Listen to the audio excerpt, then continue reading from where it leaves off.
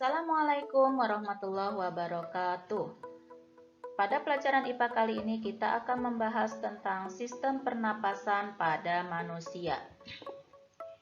Materi ini untuk kelas 5 semester 1, tema 2, pembelajaran 2. Sebelum kita lanjut, agar lebih fresh, kita tarik napas terlebih dahulu dan mengeluarkannya pelan-pelan.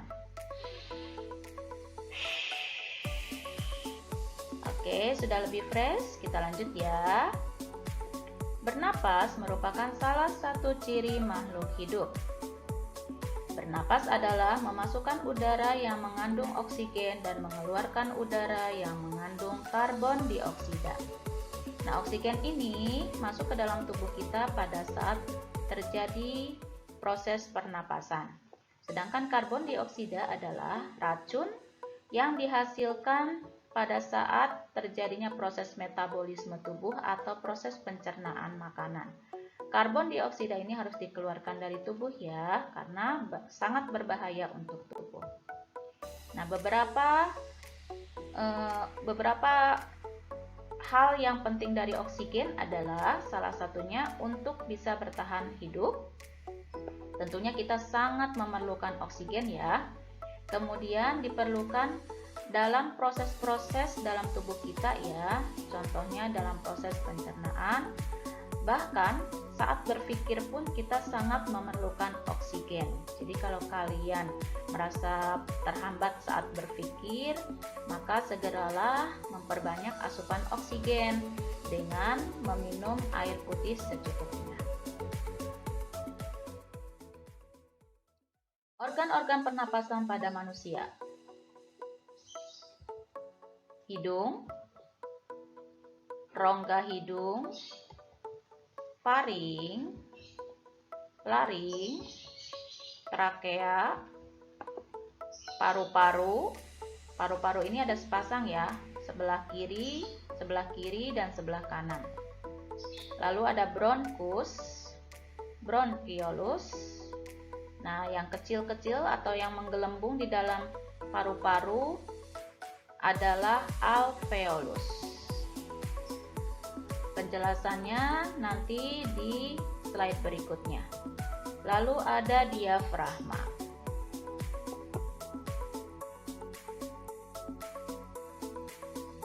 Hidung dan rongga hidung. Pertama-tama udara masuk melalui lubang hidung, lalu diteruskan ke dalam rongga hidung.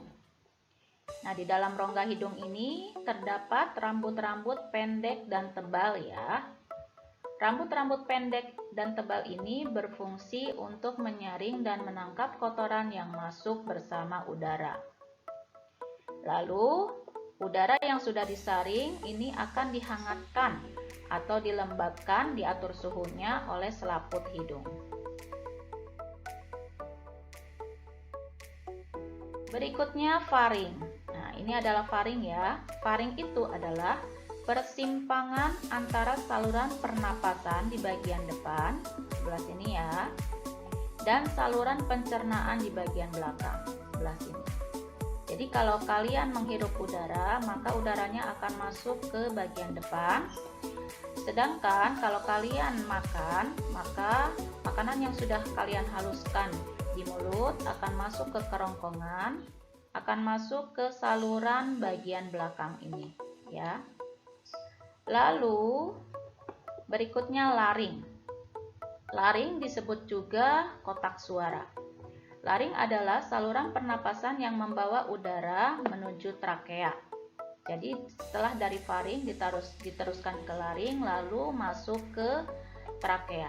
Nah, di dalam laring ini terdapat pita suara yang ketika udara masuk akan menghasilkan suara. Dan laring ini dikelilingi oleh 9 tulang rawan.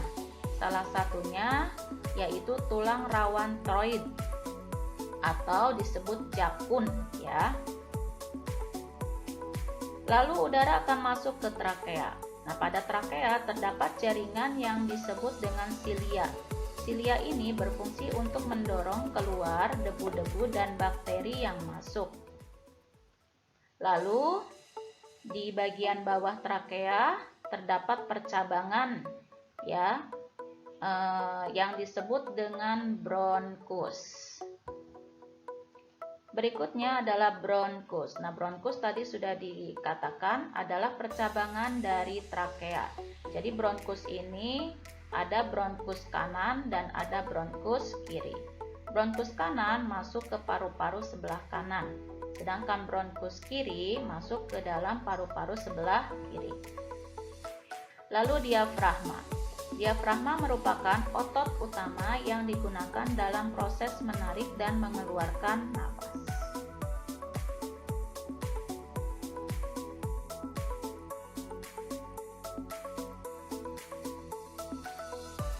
Berikutnya, bronkeolus. Bronkeolus adalah percabangan dari bronkus. Lalu di dalam paru-paru terdapat alveolus ya. Nah, di alveolus ini terjadi proses pertukaran oksigen dan karbon dioksida. Nah, di dalam paru-paru juga terdapat pembuluh darah kapiler yang mengelilingi alveolus. Jadi seluruh bagian alveolus ini dikelilingi oleh dua pembuluh darah ya. Ini yang warna biru berarti pembuluh darah yang membawa oksigen. Sedangkan yang pembuluh berwarna merah ini membawa banyak karbon dioksida yang harus dikeluarkan dari tubuh.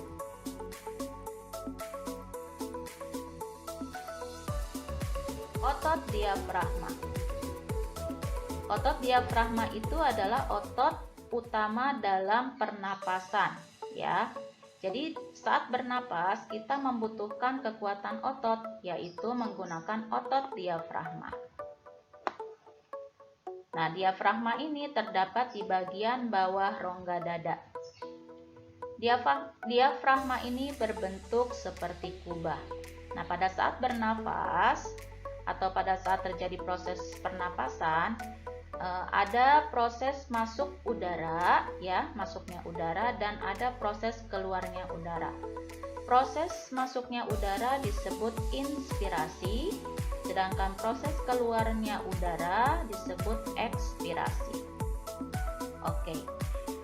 Inspirasi, udara masuk. Nah, pada saat inspirasi ini udara masuk, lalu otot-otot tulang rusuk ini akan mengangkat tulang rusuk ya.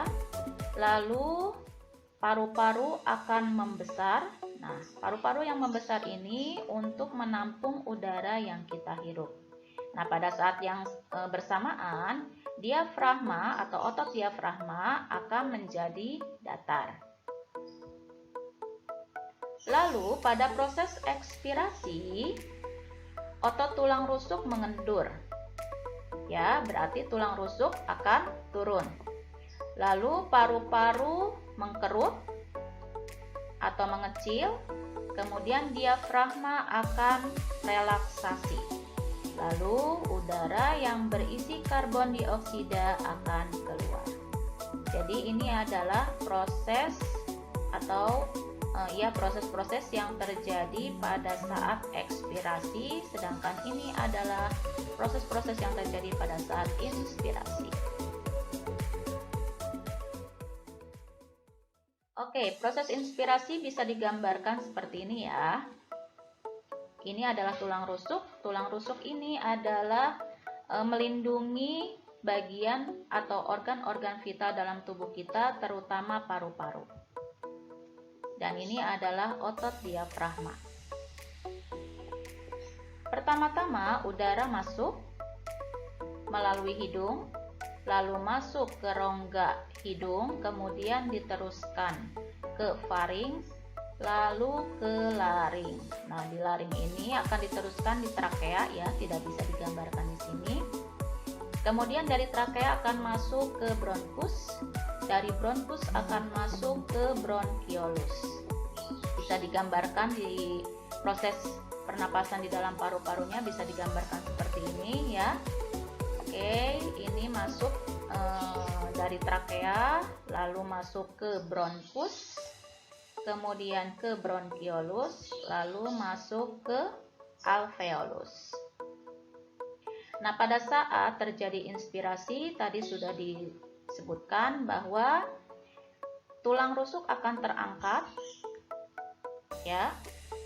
Tulang rusuk akan terangkat, lalu paru-paru akan membesar. Oke. Kemudian, nah, diafragma akan mendatar.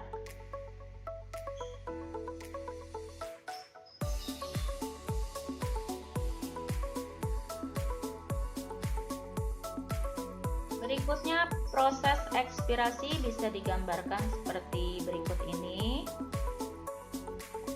Oke, dari paru-paru tadi, dari alveolus, setelah ditukar oksigen dengan karbon dioksida, maka akan dikeluarkan melalui bronkiolus, lalu melalui bronkus, oke, lalu melalui trakea, kemudian lanjut prosesnya ke laring, lalu ke faring, rongga hidung, dan dikeluarkan udara yang mengandung karbon dioksida dikeluarkan dari hidung. Oke. Nah, pada saat terjadi ekspirasi, tulang-tulang rusuk ini akan mengendur, akan menurun, ya.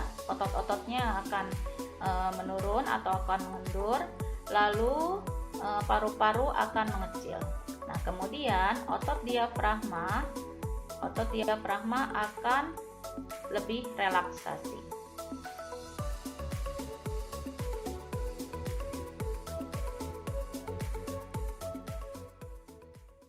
Oke, terima kasih banyak atas perhatiannya. Semoga bisa dipahami ya. Wassalamualaikum warahmatullahi wabarakatuh.